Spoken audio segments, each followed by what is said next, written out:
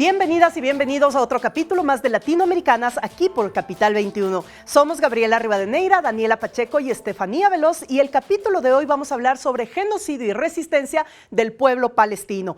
Y para ponerte en contexto de este tema, te traemos Lo que arde.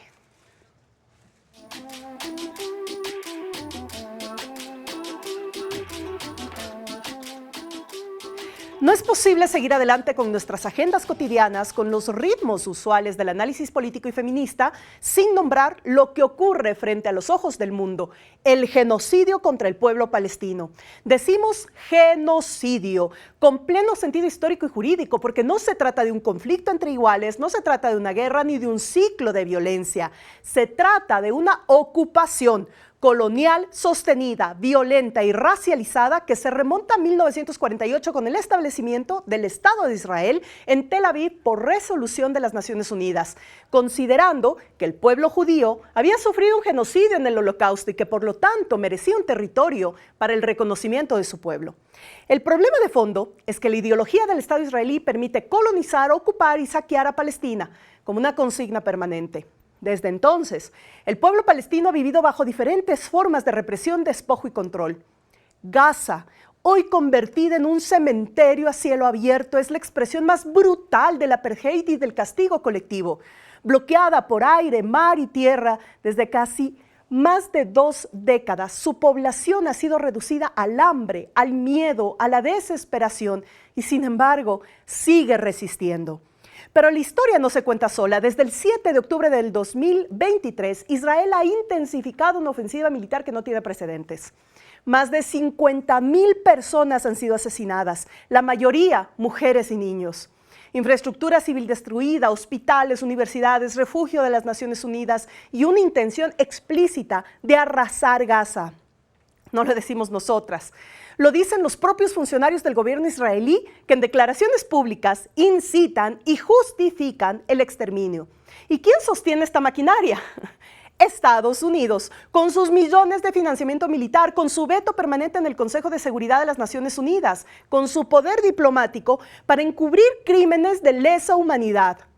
La Unión Europea, que condena a Rusia por Ucrania, pero que aplaude y calla ante las atrocidades israelíes, incluso protegen a un asesino de guerra y de lesa humanidad, como la catalogó la Corte Penal Internacional a Benjamin Netanyahu, primer ministro israelí, quien cuenta con orden de prisión internacional luego de que Sudáfrica llevara el caso a la Corte con la suma de decenas de países que exigen el fin del genocidio. Los medios de comunicación son otro brazo de esta gran estructura colonial. Los titulares dicen, mueren en vez de son asesinados. Hablan de presuntos terroristas, pero nunca de colonos armados ni de soldados que ejecutan a civiles. Invisibilizan décadas de ocupación, borran las raíces históricas del conflicto. Así, se despolitiza la violencia, se naturaliza la masacre y se deshumaniza un pueblo entero. Desde Latinoamericanas nos posicionamos con claridad.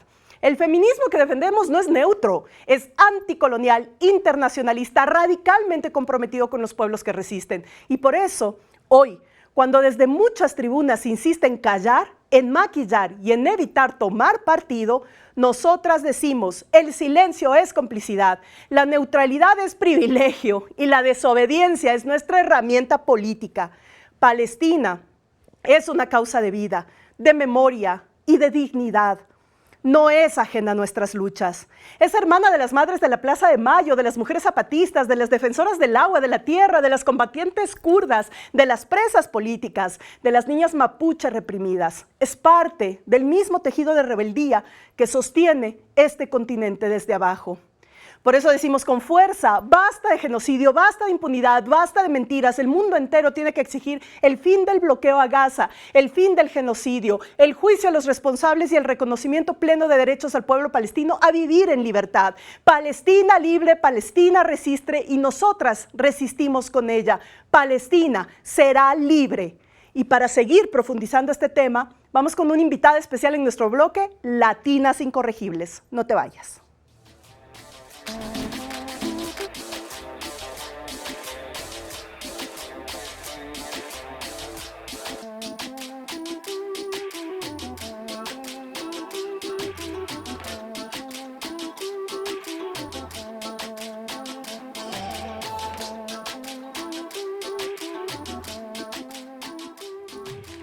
Qué bueno que sigue con nosotras hoy con una invitada muy, muy especial que además personalmente yo admiro mucho. Talia Iscan, bienvenida. Qué bueno, gracias por aceptar nuestra invitación. Daniela, muchísimas gracias por el espacio y por la invitación. Le voy a contar primero quién es, seguramente usted la ha visto en algún espacio, en algún medio de comunicación. Talia es analista internacional, es experta en seguridad global, tiene una amplia trayectoria que va desde la academia hasta los medios de comunicación. Actualmente está cursando un doctorado en comunicación política en la Universidad Iberoamericana y tiene una maestría en asuntos internacionales con especialización en seguridad internacional. Además de su trabajo en medios, Talia es profesora en la UNAM y en la Universidad Panamericana, donde imparte asignaturas relacionadas con el análisis de coyuntura y conflictos internacionales.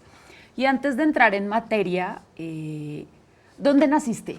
¿Te puedo decir, Tali? Claro que sí, Dani. ¿Dónde naciste y qué haces en México? ¿Cómo llegaste a México? Pues soy de Estambul, Turquía, nací en Estambul, crecí en Estambul y a mis 19 años llegué a Ciudad de México para estudiar la carrera, para aprender el idioma y pues ya llevo 10 años, aquí me quedé. Te atrapó México. Literalmente. ¿Por qué escogiste México? Pues justo como ustedes, a mí me interesaban muchísimo los estudios de Latinoamérica en general, o sea, en asuntos políticos, en asuntos socioculturales, y pues Ciudad de México particularmente me llamó mucho la atención por las oportunidades, por el tema del idioma, y luego pues decidí estudiar Relaciones Internacionales acá. Me gustó mucho la escuela latinoamericana, las perspectivas, la metodología, y aquí me quedé. Bueno, hoy vamos a hablar de un tema que no es para nada agradable, pero que debería captar la atención de todas, de todos, y es Palestina, ¿no?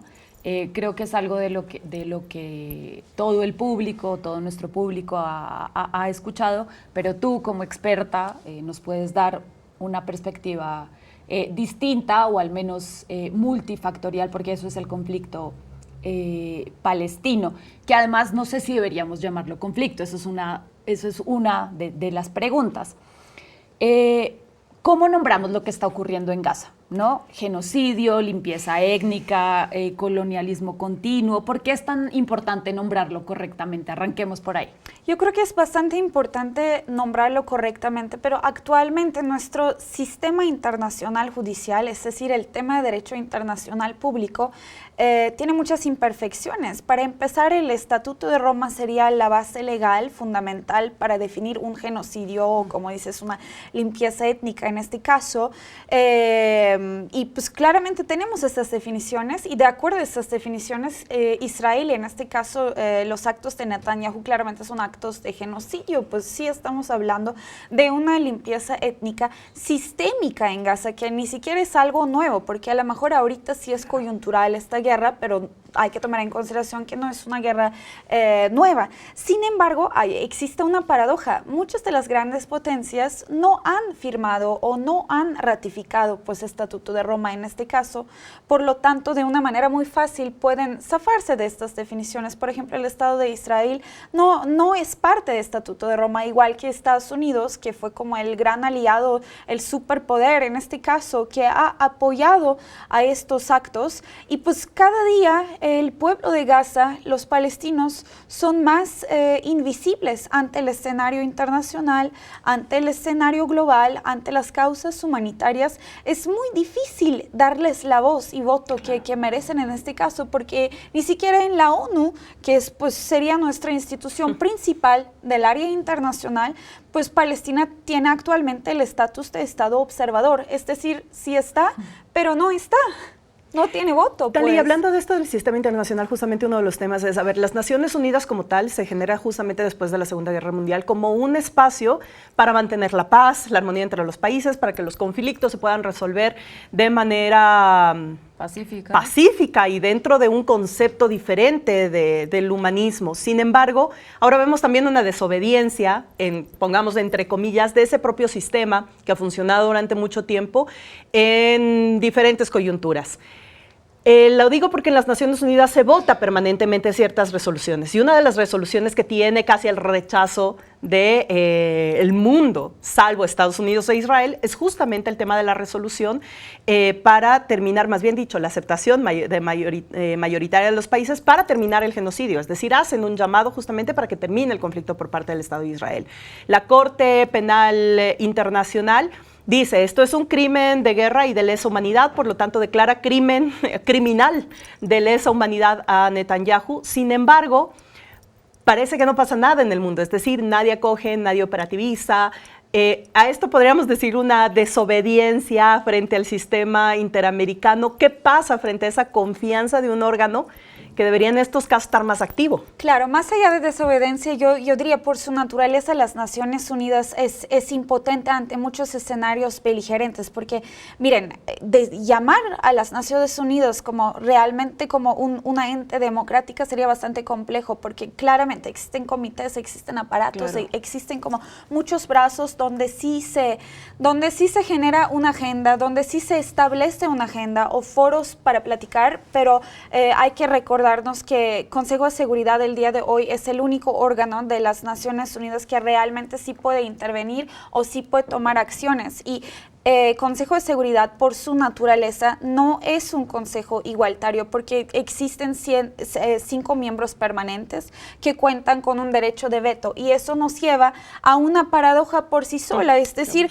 por la enemistad natural de que vamos, es decir, Estados Unidos, China, que están en una guerra comercial, pues o Rusia y Estados Unidos, que son los enemigos desde el siglo pasado ideológicamente, por su visión ante el sistema, por su visión ante los conflictos, cualquier resolución que salga de allá, o sea, como ellos entre ellos son enemigos, claro, alguien puede usar su derecho de veto, por lo tanto esos grandes conflictos como Rusia-Ucrania, como Israel-Palestina, ahorita no sé, a lo mejor India-Pakistán sí es que sea como otra vez tema de conversación o diálogo o negociación en Consejo de Seguridad, vuelven a ser imposibles de resolver por sí, por lo tanto la ONU sí vuelve a ser una institución paradójica por su naturaleza y claramente manipulada por las grandes potencias. Justo hace algunas semanas conversábamos con Gaby que uno de los denominadores comunes en cualquier coyuntura o cualquier situación histórica de la que se hable en América Latina siempre resulta ser Estados Unidos, ¿no? Así es. Y tú lo mencionabas ahora en el conflicto, bueno, ya no le llamemos conflicto, en este genocidio del pueblo palestino resulta también ser Estados Unidos. ¿Cuál ha sido el papel que ha jugado durante esta historia de genocidio al pueblo palestino justamente Estados Unidos? Es que el intervencionismo estadounidense en las tierras de Medio Oriente no es un fenómeno nuevo. O sea, muy lamentablemente Estados Unidos ha estado casi en todos los conflictos en las tierras de Medio Oriente, designando grupos terroristas, allá luchando, mandando sus soldados y al mismo tiempo con su propaganda discursiva desde los tiempos de Irak o Afganistán. Entonces no es un fenómeno nuevo, pues claramente Estados Unidos tiene sus intereses, porque claramente ¿quiénes son los que hacen más dinero de guerra? Pues es Estados Unidos, porque o sea, ellos cuentan con la mayor cantidad de contratistas, estas grandes empresas de drones, de armas, incluso de toda esa infraestructura que genera como bases nucleares, etcétera. Entonces allá están y esto ha sido su interés y la hipocresía cada día es más explícita porque su intervención incluso en el inicio del siglo había empezado con toda esa llamada de democracia, como si fueran embajadores de paz que van a Medio Oriente para salvaguardar las vidas. Y vean ahorita lo que está pasando, lo que sucedió en Afganistán, lo que sucedió en Irak, que sucedió en Libia, lo que sucedió en Siria. Entonces, eso ya se convirtió en el trabajo profesional de la política exterior estadounidense de ir a los conflictos lejanos a su territorio porque claramente cuenta con una estructura geopolítica privilegiada. Estados Unidos desde la Primera y Segunda Guerra Mundial pues no ha tenido una participación directa. Estados Unidos ha sido el patrocinador de las nuevas estructuras posguerras en Europa, en África, en Asia, pero pues a final de cuentas claramente explotan, claramente lucran, escogen un partido e empiezan a financiar las guerras y pues así se empodera su propia economía y cada día es mucho más visible, porque ¿dónde está todo el discurso humanitario? ¿Dónde están como tus normas internacionales? Y más con esta administración que cada día están dando menos reconocimiento a las instituciones internacionales. Claramente el neoliberalismo institucional no está funcionando de una manera pragmática como debe de ser, pero imagínense Estados Unidos, que fue el promotor de este tipo de institucionalismo, ahorita está desconociéndolos uno por uno. Organización Mundial de Salud, Organización Mundial de Comercio, todos ya no les importa y lo están diciendo, pero siguen en los conflictos como si fueran los peacemakers o con sus operaciones antiterroristas, porque también qué volátil el término de terrorismo, qué volátil es llamar a un grupo, un país, un líder terrorista en este caso, cuando no contamos con una definición del terrorismo global, ni ante las Naciones Unidas. Y como tú dices, además son contradicciones permanentes, porque a ver, Estados Unidos, uno de sus principales recursos, digamos, ingresos estatales, es justamente la armamentística, Así ¿no? es. La industria de la guerra.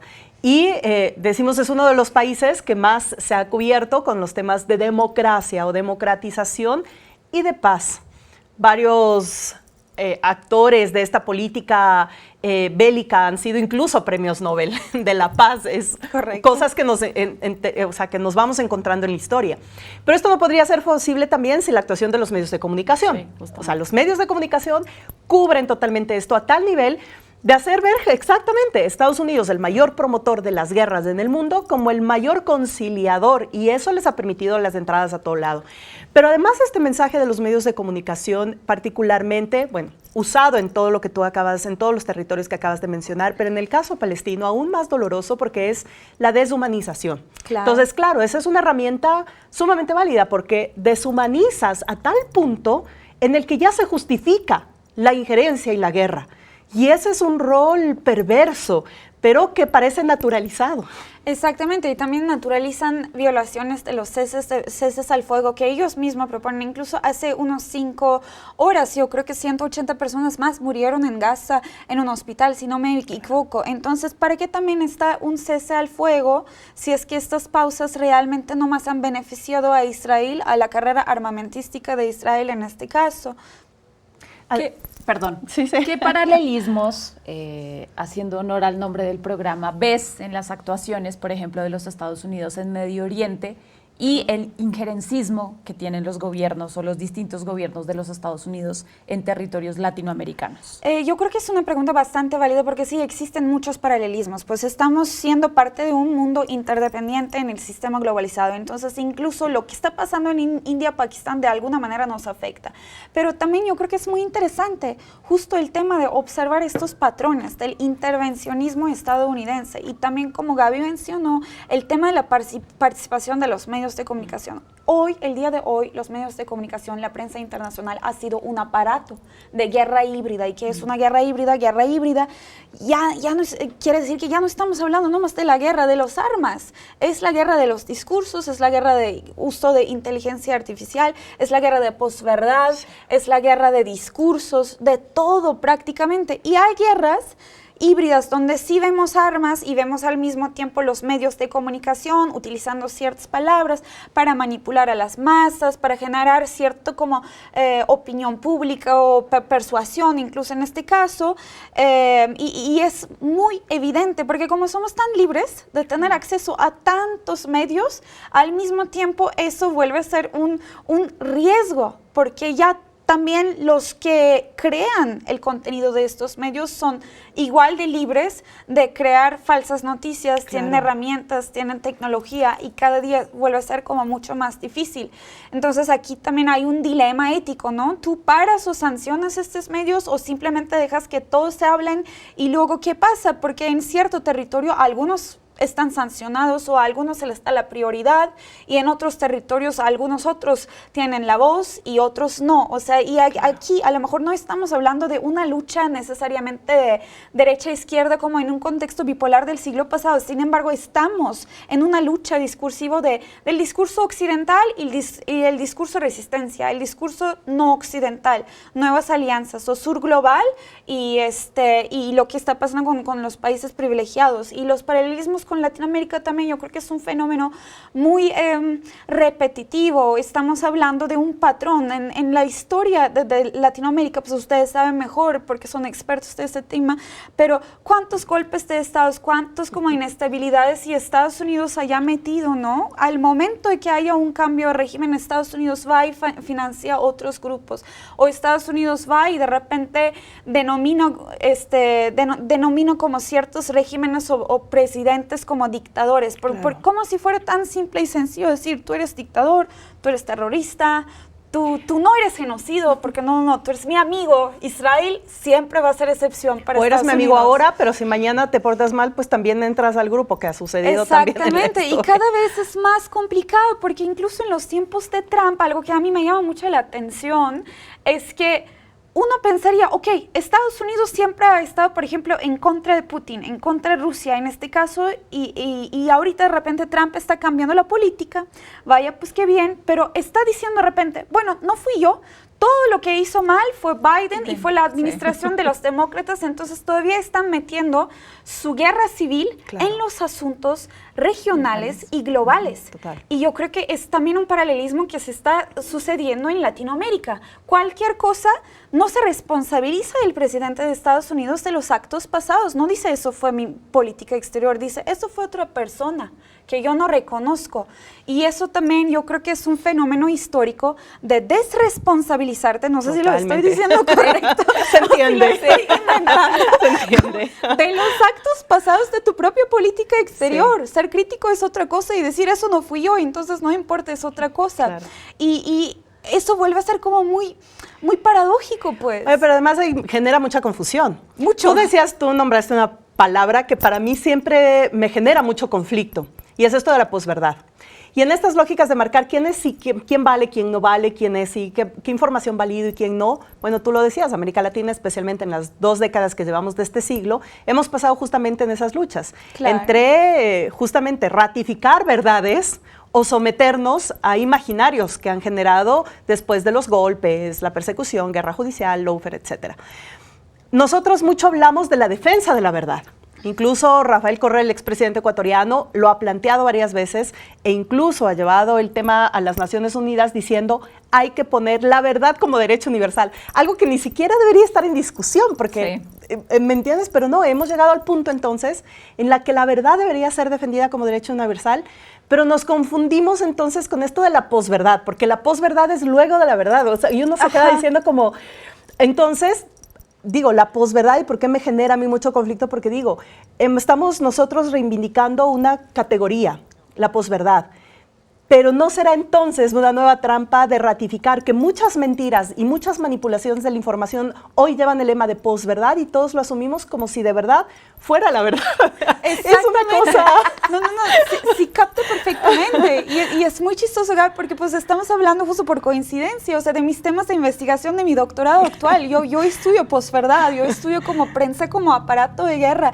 Y es muy interesante porque pues incluso suena complicado el término. Exacto. Es muy complicado definirlo, pero yo creo que, o sea, es increíble que saquen este tema en un foro así, porque también hay que simplificar estos términos. Son cosas que vivimos, que vemos, todo el público lo ve, todo el público lo siente, pero no sabe cómo definirlo. Sí, sí. Y luego los académicos van y usan esas palabras y términos y metodologías lejanos del pueblo, pues. Entonces el pueblo cada día está más aislado, está más excluido y no más, o sea, nos quedamos como el élite intelectual hablando de posverdad, que es verdad y cómo, pero pues tú tienes razón, el punto y la paradoja es que ya no hay verdades, más bien hay tantas verdades y todos son tan libres, todos estos como aparatos de medio, aparatos de prensa, que pueden escoger lo que les convenga y ponen allá lo que les conviene y empiezan a dar nombres y decir cosas que sí vienen de las verdades. O sea, posverdad no significa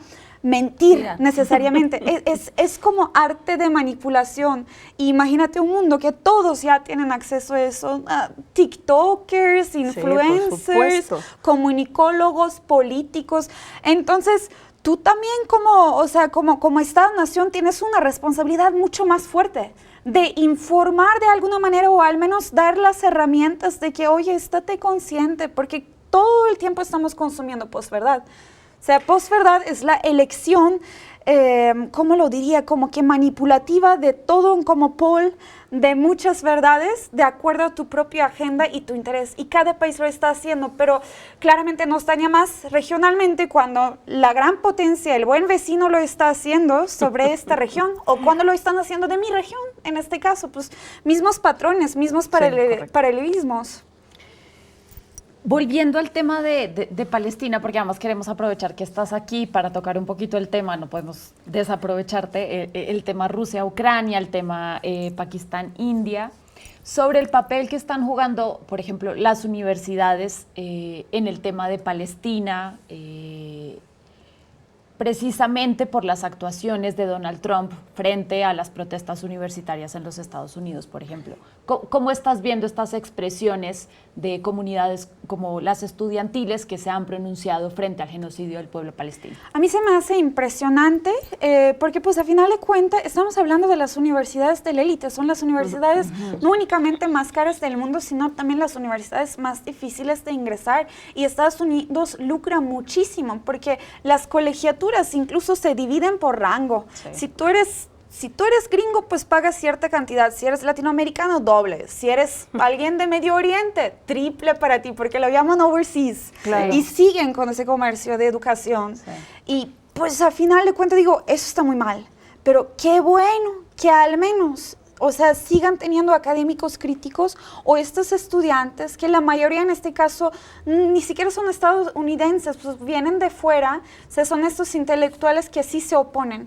Pero también qué triste y qué miedo que van, luego arrestan a estos estudiantes o los quitan sus visas estudiantiles. A los docentes, claro. Sí, a los docentes, a los estudiantes, que nomás escriben columnas, que nomás escriben papers. O sea, nosotros aquí hablamos de libertad de prensa, pero o sea, yo diría que Latinoamérica en muchas ocasiones ha sido muchísimo más libre que el mundo occidental en este caso. Y es lo que el mundo no ve. Que se jacta de ser la cuna de la democracia y de la libertad. Exactamente, aquí nosotros tenemos muchos movimientos estudiantiles, pero yo como docente ni de un caso he escuchado últimamente de que quitaran una visa estudiantil de un extranjero en este caso. O sea, porque claramente estos visas estudiantiles te hacen vulnerables. Tú no pagas impuestos, tú estás allá para estudiar. Tú invertiste en ese país. Además, seguramente pagaste o eres tan capaz que te becaron y por tener voz te corren. Esto va en contra de la cátedra.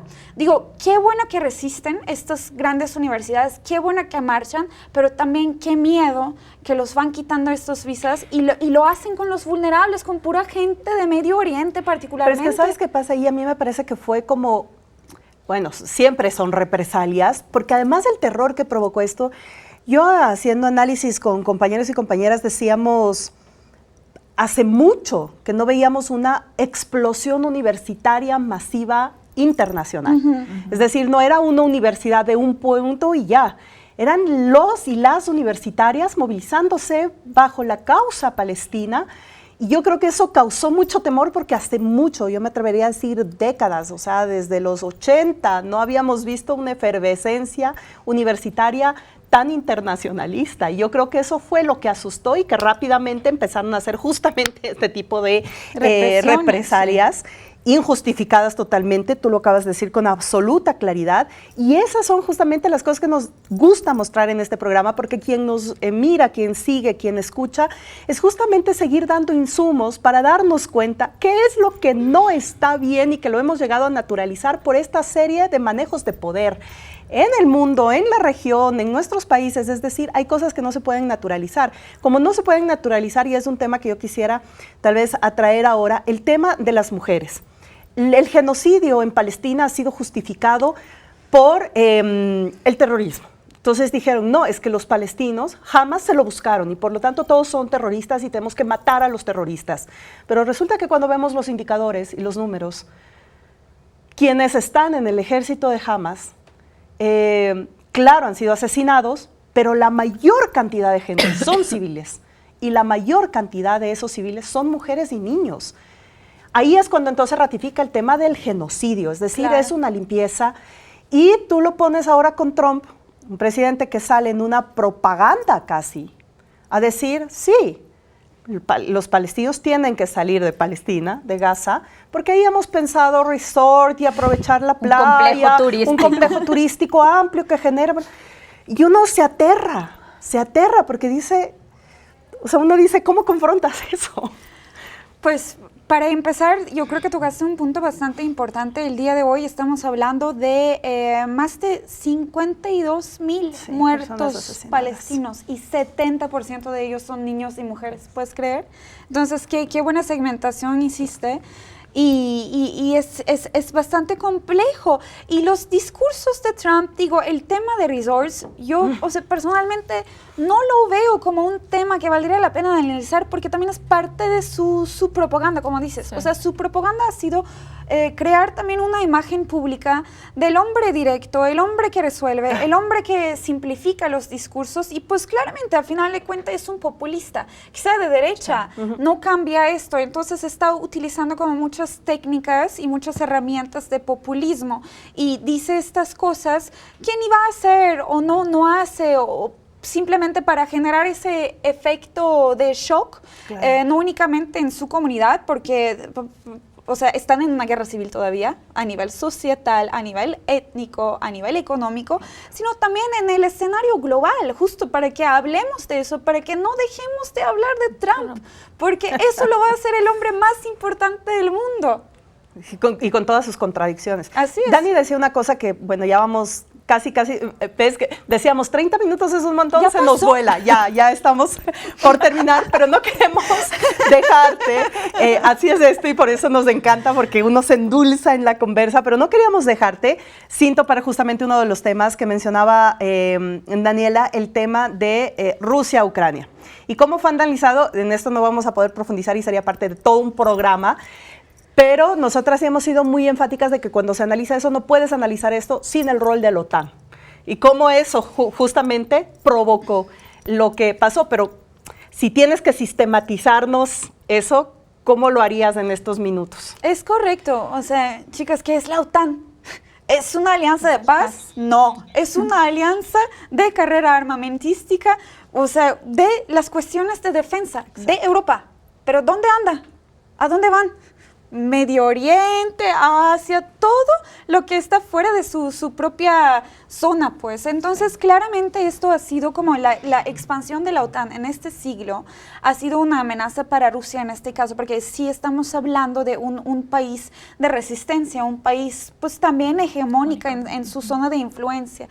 Entonces, eso ha sido realmente, Rusia-Ucrania es una guerra proxy, es una guerra que se nos presentó como si fuera una guerra entre Ucrania y Rusia, cuando fue una guerra entre la OTAN, Occidente y Rusia, porque pues desde un inicio incluso fuera imposible. En términos técnicos, para empezar, Ucrania no es una potencia nuclear y Rusia sí. Entonces, boom, no es igual, no es como ni siquiera India-Pakistán, hay un imbalance de poder.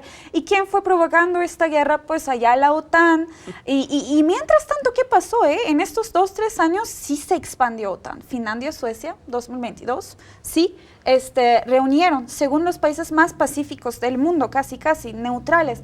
Entonces, o sea, la OTAN también como una alianza militar siempre ha tenido sus propios intereses, pero también se entiende en este caso como el discurso de Rusia. Entonces, sí, yo creo que es bastante difícil. Ahorita se espera que empiecen de alguna manera a dialogar, pero ¿a costo de qué?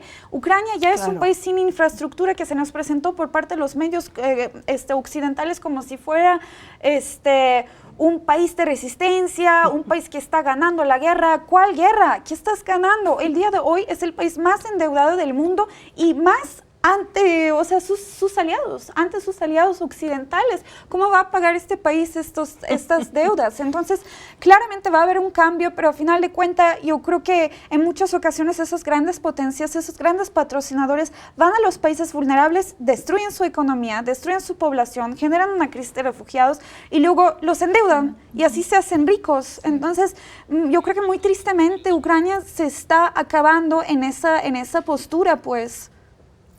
¿Ya? ¿O todavía tenemos tiempo? Una más. Bueno, cuéntanos Hacia rápidamente, cuentagotas estamos. explícale a nuestro público qué está pasando entre India y Pakistán.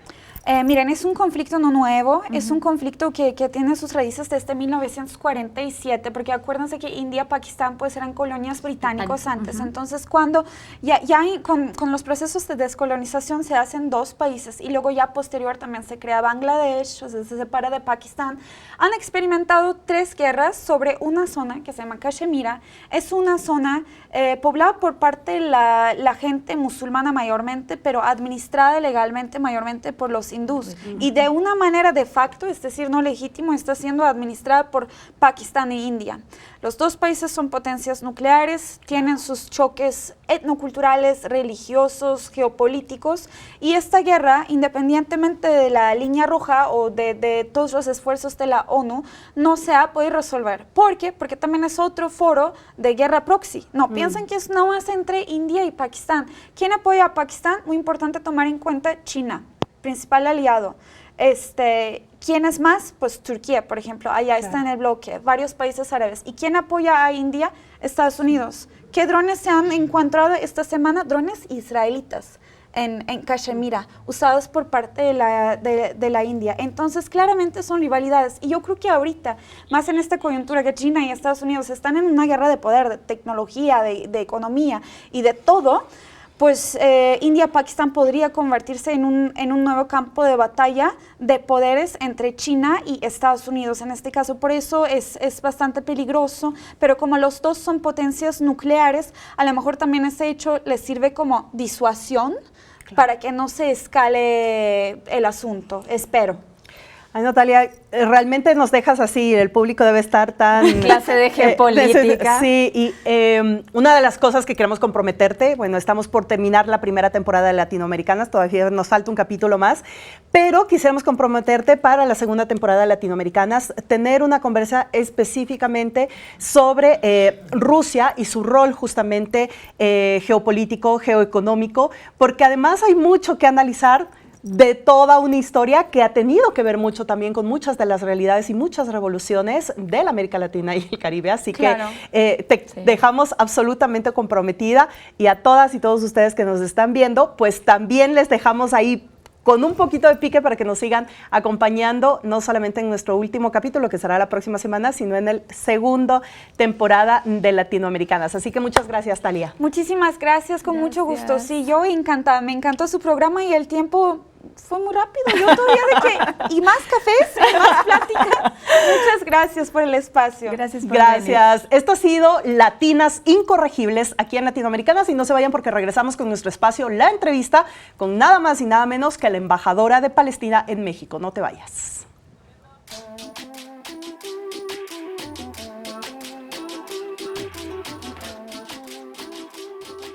Gracias por seguir con nosotras aquí en Latinoamericanas, y en este espacio de la entrevista, hablando sobre el genocidio de Palestina, no podíamos dejar pasar a una mujer que, además de su resistencia, su palabra, es absolutamente carismática y ha llegado justamente a México a dar la palabra de Palestina y a seguir motivando un activismo, una lucha, y que no se deje de hablar de Palestina. Y estamos hablando justamente de la embajadora de Palestina en México, Nadia Rashid, a quien le agradecemos profundamente haber aceptado este espacio de conversatorio aquí con Latinoamericanas. Embajadora, bienvenida, muchas gracias por estar en este espacio. Y yo arrancaría preguntándole cómo se describiría la situación actual de Palestina, más allá de las cifras. ¿Qué es lo que el mundo está viendo o elige ver? Bienvenida. La situación en Palestina, especialmente en Gaza, no es una crisis de cifras, es una crisis de humanidad. No estamos hablando solo de asesinatos masivos, sino de un intento sistemático de borrar a un pueblo, su vida, su historia, su futuro. Más de 60,000 palestinos han sido asesinados. No son cifras. Son familias enteras bajo los escombros, niños arrancados de los brazos de sus madres. El mundo niega a ver el horror, madres que escriben los nombres de sus hijos en los brazos por si no sobreviven. niños tan traumatizados que ya no hablan, personas que mueren de hambre, hospitales y escuelas reducidos a ruinas. El mundo ha fallado a Palestina, pero no podemos rendirnos, no podemos caer en la desesperación. Ahora nos toca a nosotros luchar con más fuerza, hacer más y darlo todo por salvar las vidas que aún pueden salvarse. La justicia no puede seguir esperando. Embajadora, muchísimas gracias por estar aquí con nosotras. México históricamente ha sostenido una política exterior basada en el principio de autodeterminación de los pueblos. ¿Cómo evalúa usted la respuesta del gobierno del Estado mexicano y qué espera de América Latina? México ha sostenido históricamente una política exterior basada en el principio de la autodeterminación de los pueblos y valoramos profundamente su respaldo constante al derecho internacional y a la justicia. Reconocemos y aplaudimos las posiciones firmes y con principios que ha asumido en los foros multilaterales sobre la cuestión de Palestina, incluyendo en las Naciones Unidas y la Corte Internacional de Justicia, así como su apoyo a los esfuerzos por llevar ante la justicia los crímenes de guerra a través de la Corte Penal Internacional. Reconocemos y agradecemos profundamente que México se haya colocado del lado de la justicia. Su compromiso con la rendición de cuentas, el derecho internacional y las instituciones humanitarias refleja una claridad moral que da esperanza a quienes enfrentan un sufrimiento indescriptible. Sabemos que las mujeres palestinas han tenido un rol fundamental en la resistencia y también en cómo el mensaje al mundo se ha sentido por parte de las mujeres palestinas. ¿Qué rol están jugando hoy? ¿Qué mensaje nos envían las mujeres palestinas a este lado del mundo? Las mujeres palestinas han sido y siguen siendo el corazón firme de nuestra lucha.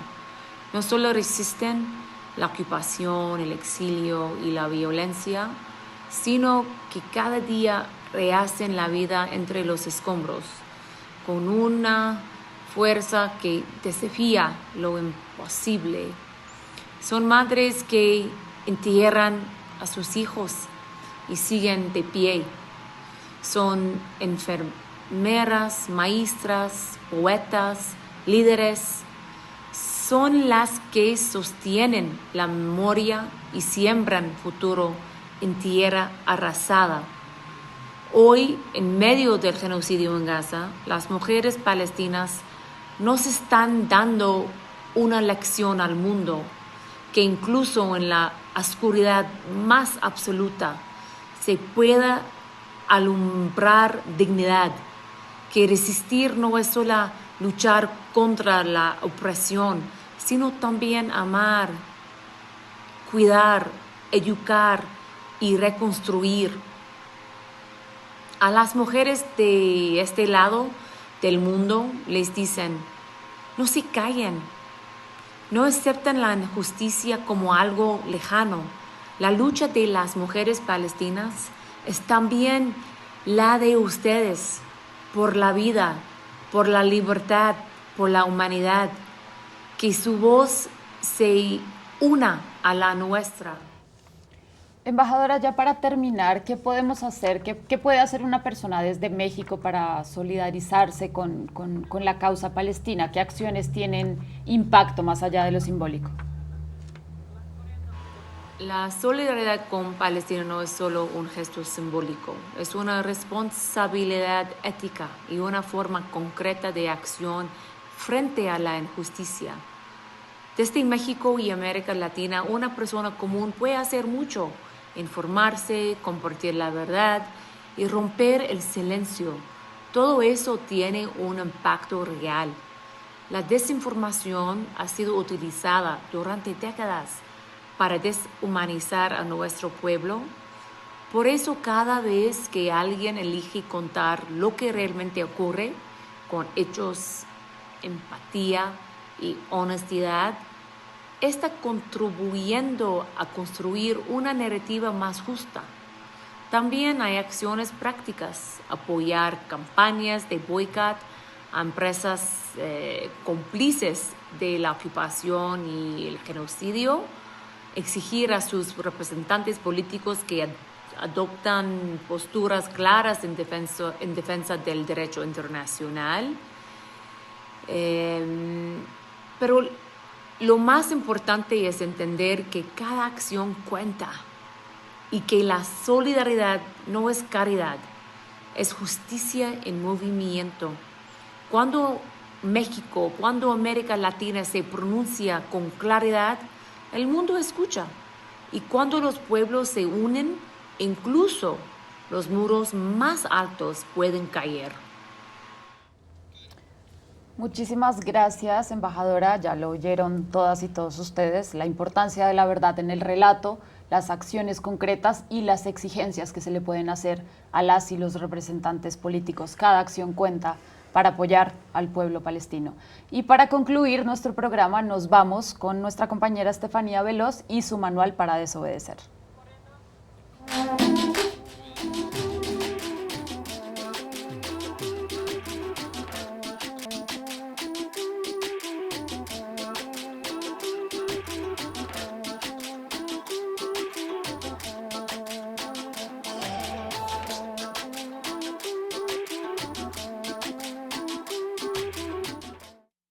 Manual para desobedecer hablaremos sobre la productividad como una trampa. El capitalismo ha colonizado cada minuto de nuestras vidas. Descansar se ha vuelto un lujo culposo y el agotamiento una medalla de honor. Nos han convencido que nuestro valor depende de cuánto producimos. Pero esta tiranía no afecta a todas las personas por igual, porque se ensaña específicamente con las mujeres que cargan con una doble o triple jornada de trabajo asalariado y el trabajo doméstico, y también, ¿por qué no?, el trabajo emocional sin reconocimiento, ni redistribución, ni pago. Nosotras no solo producimos, también cuidamos, sostenemos, organizamos, alimentamos, y esto también es trabajo. Identificar las estrategias de control tiene varios puntos. El primero es el culto al siempre trabajando. Dormir es para los débiles y se volvió una consigna disfrazada de inspiración. Se glorifica el burnout como un símbolo de compromiso y el éxito, y el emprendedor de 24/7 se impone como modelo ideal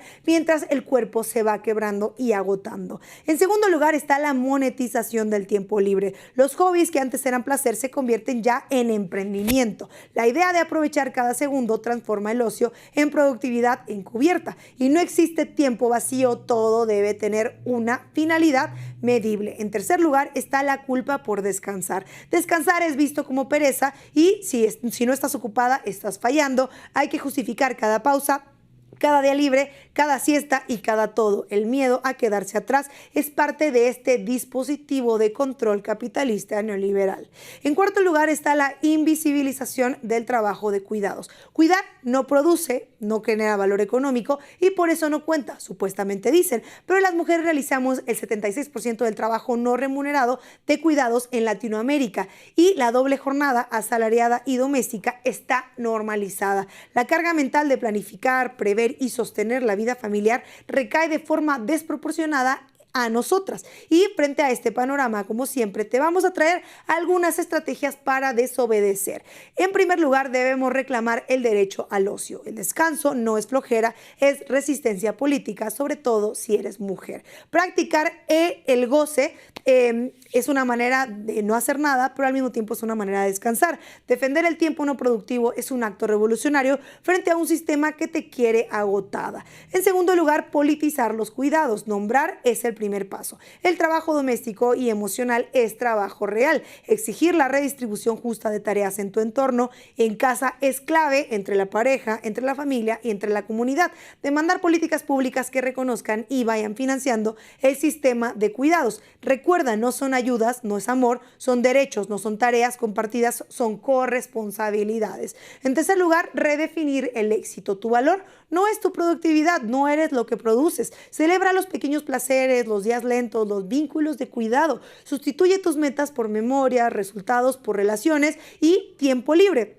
En cuarto lugar, crea rituales de desconexión. Establece límites claros del trabajo y la vida. Practica el minimalismo digital. No todo requiere una respuesta inmediata. Cultiva espacios sin objetivo, tiempo sin finalidad y todo por el goce, pues simplemente de estar viva y de existir. La desobediencia revolucionaria y feminista. Resistir la tiranía de la productividad significa entender que el agotamiento no es una virtud, que el sistema se beneficia de tu cansancio, de tu culpa, de tu autoexigencia, pero sobre todo se beneficia del trabajo invisible de todas las mujeres. Reclamar el ocio, politizar los cuidados, descansar sin culpa es doblemente revolucionario. Desafía tanto la lógica capitalista como la lógica patriarcal. Desobedecer es atreverse a vivir, no solo a producir. El ocio, como dijimos, es revolucionario, y reconocer que cuidar también lo es en este momento. Este fue nuestro manual para desobedecer. Gracias por acompañarnos en esta nueva edición de Latinoamericanas.